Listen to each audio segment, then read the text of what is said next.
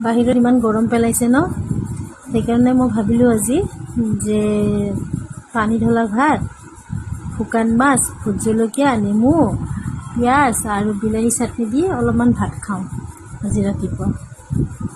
আপোনালোকেও খায়নে? বিৰাট ভাল লাগে কিন্তু দেই, খাই চাবচোন এনেকুৱা। ইমান ভাত নাখাওঁ হ'লে, মানে পানীত ভিজাই ৰখা হৈছে, তাৰপৰা অলপমান ল'ম। এয়া বিলাহী চাটনি, এইটো শুকান মাছ তেলত ফ্ৰাই কৰিছোঁ, এইটো ভোট জলকীয়া, এনেকুৱাকৈ খাম। এনেতো কেঁচা জলকীয়াই বহুত জ্বলা থাকে, কিন্তু মই লৈছোঁ ভোট জলকীয়া। কিমানখিনি বা খাব পাৰোঁ চাওঁচোন, আপোনালোককো দেখাম কিমানখিনি খোৱা হয়।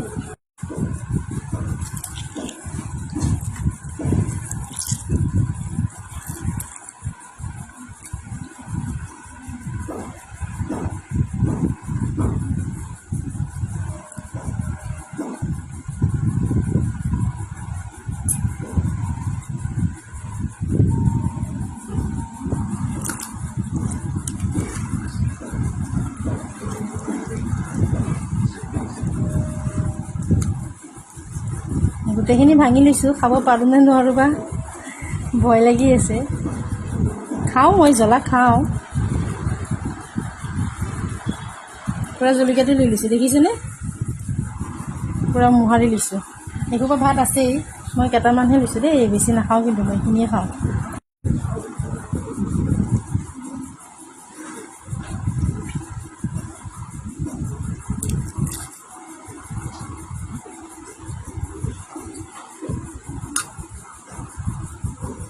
এয়া খাব লৈছোঁ দেই। জলকীয়াকেইটা কেনেবা খালোঁ,